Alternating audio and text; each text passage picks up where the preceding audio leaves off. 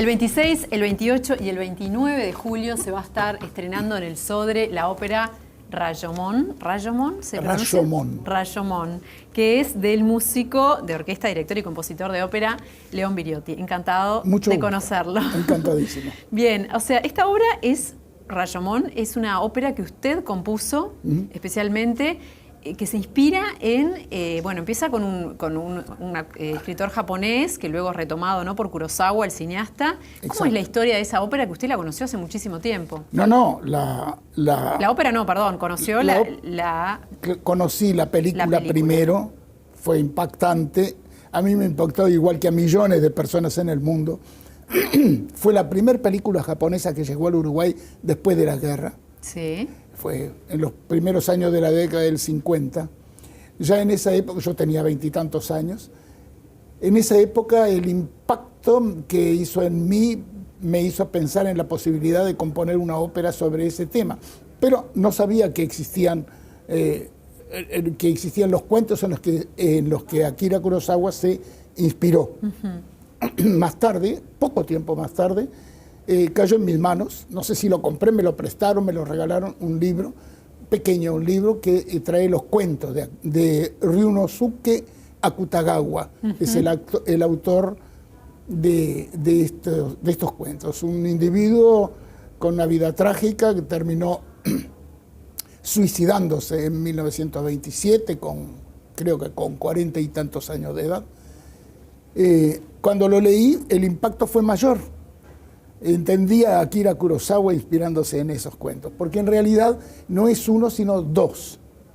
Uno de ellos se llama Rashomon y el otro En el bosque. El argumento realmente sucede en el cuento llamado En el bosque. Rashomon es el nombre de un viejo templo abandonado. No parece japonés Rashomon, el nombre, ¿no? Pero es un viejo templo abandonado donde hay un leñador y un sirviente sin trabajo que se guarecen de una copiosísima lluvia, y en sus conversaciones el leñador le cuenta la historia que sucede en el cuento llamado En el bosque. Ah, es como un cuento adentro de otro. Eso. De esa misma manera, Sandra Macera, quien escribió el libreto, se inspiró en ambos cuentos. En los cuentos no existen diálogos, todos los diálogos son de ella. Pero sí retomo esa idea de componer una ópera sobre Rashomon. Quedó en mí leudando. Mucho tiempo, ¿no? Durante mucho tiempo. Estamos hablando de 40 años. 60. 60 años. Varias veces ofrecí a diferentes escritores la posibilidad de escribir el libreto. El que se acercó más fue Enrique Guarnero, que se entusiasmó muchísimo con la idea de componer una ópera sobre esto, que él ya lo conocía muy bien y que ya había comenzado a hacer algunos esbozos.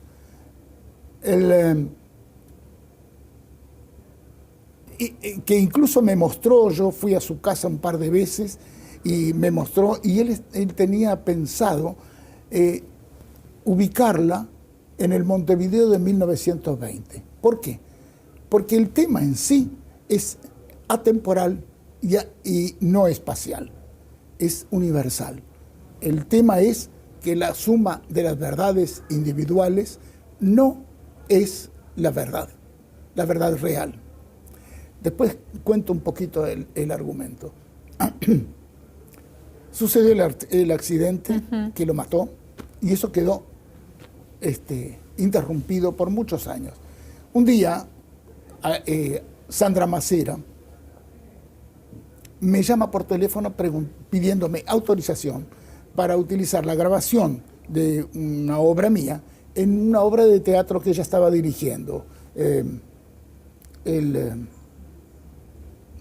Una obra de Carlos Regerman, El Minotauro. Claro, por supuesto le di la autorización inmediatamente, al contrario, me pareció un privilegio que lo hiciera. Y como consecuencia me invitó a algunos ensayos y ahí la conocí personalmente. Me gustó muchísimo, asistí al estreno de la obra. Posteriormente ella dirigió otras obras, tanto de Regerman como propias. Siempre me gustó muchísimo su trabajo, como autora, como directora y como actriz. De manera que en algún momento se me ocurrió sugerirle la posibilidad de hacer juntos la ópera, es decir, ella escribiendo el libreto y yo sobre el libreto la música. Claro. Así fue. En el término de menos de 2 años, 1 año y medio, estaba el libreto y la música completa. Me interesa mucho el tema. El argumento es simple. Hay una cantidad de testimonios frente a un juez que no se ve. El juez estaría ubicado en la platea. Sí. Todos,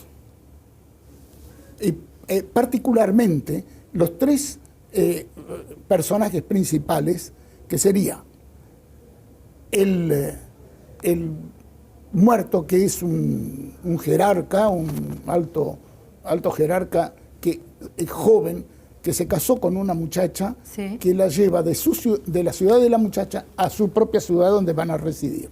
Pasan por un bosque. Uh-huh. En el bosque hay un bandido que la ve y se enamora de ella y decide conseguirla. Con engaños lleva este hombre, al esposo, sí, lo lleva adentro del bosque y lo mata. O supuestamente lo mata. Sí. Ahora digo supuestamente ¿por qué? Luego viene a buscar a la mujer que se había quedado en el camino, la lleva y la viola. Claro. Los testimonios son de varios, de un monje, de un policía, del leñador que está contando, y de los 3 implicados. Sí. La mujer, el bandido y el propio muerto a través de una medium, sí, que convoca al muerto desde el más allá. Uh-huh. ¿Por qué uno piensa que cada uno de los personajes dice la estricta verdad y con honestidad? Porque cada uno se acusa a sí mismo. El bandido dice que es él que lo mató. La mujer dice que es ella que lo acuchilló. Uh-huh. Y él dice que a través de la medium, que fue él mismo que se suicidó. Uh-huh. Razón por la cual no se puede dudar que cada uno está diciendo una verdad desde su propio punto de vista. Claro. Pero ¿cuál es la verdad real? No se llega a saber. La obra es con un final abierto en ese sentido, en el sentido de que no se llega a saber quién realmente lo mató. ¿Cuánto tiempo le llevó a hacerla?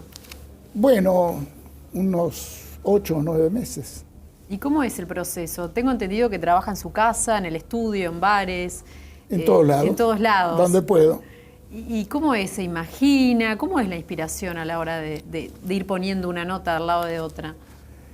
Bueno, es difícil de explicar, muy difícil de explicar. Yo mismo no me lo explico. Pero el proceso de componer es un proceso intelectual y anímico y emocional, sin duda. Hay veces que uno se sienta, ve el papel en blanco y tiene el lápiz en la mano y no sabe para dónde agarrar. Pero alcanza a componer 2 o 3 notas para que después la propia obra lo encamine a uno hacia lugares donde uno ni siquiera sospechaba. Antes de comenzar una obra yo me hago un plan, pero cuando la obra está terminada está muy alejada del plan que lo lanzó. Pero la obra no sería lo que es sin ese plan. Claro. Imaginarse, ¿cómo puedo explicar? La experiencia de un músico profesional hace que los sonidos estén en su mente. Claro. No hay otra manera. Y después juegan cobra dinamismo, digamos, la vivencia, la experiencia, y ahí se arma como Claro, algo que surge de una Yo empecé manera... a componer a los 16 años. Claro. Tengo 85. Es decir, a esta altura de mi vida puedo componer